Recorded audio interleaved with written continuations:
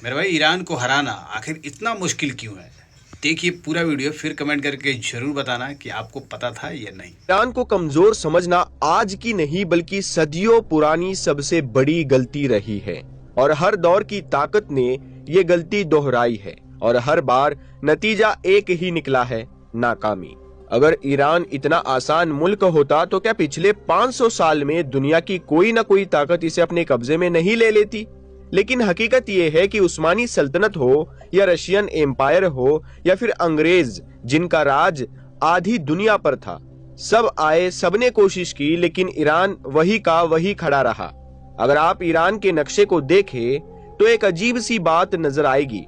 दुनिया बदलती रही, मुल्क टूटते रहे, नए बॉर्डर बनते रहे, लेकिन ईरान का नक्शा बहुत ज्यादा नहीं बदला।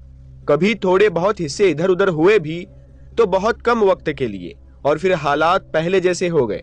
इसका मतलब साफ है कि मामला सिर्फ फौज या हुकूमत का नहीं है, इसके पीछे कुछ और है। अब जरा इससे भी पीछे चलिए। इस्लाम से पहले के दौर में यहाँ फारस की हुकूमत थी। उस वक्त दुनिया की सबसे बड़ी ताकतों में से एक रोम था। रोम और फारस की जंगें बरसों चली, खून बहा, शहर उजड़े, लेकिन रोम कभी फारस को पूरी तरह दबा नहीं पाया।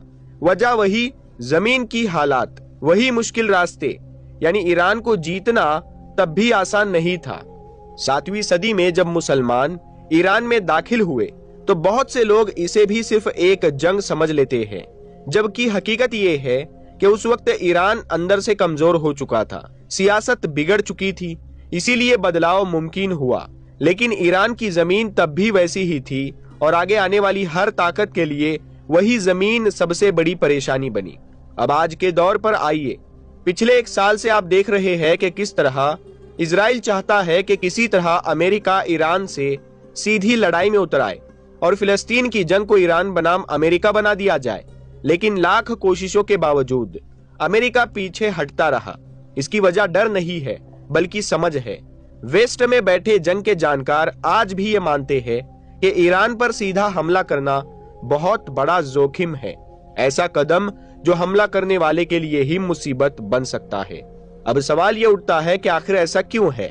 आमतौर पर जब लोग ईरान की ताकत की बात करते हैं तो सिर्फ आज की चीजें गिनाते हैं, जैसे हिजबुल्ला, हूती या फिर सीरिया और इराक में मौजूद ग्रुप, ड्रोन, मिसाइल और न्यूक्लियर प्रोग्राम। ये सब सही है, लेकिन ये पूरी कहानी नहीं है। ईरान की असली ताकत इन सबसे पहले की है। ईरान की सबसे बड़ी ताकत उसकी अपनी जमीन है। अगर आप ईरान के पश्चिम और दक्षिण की तरफ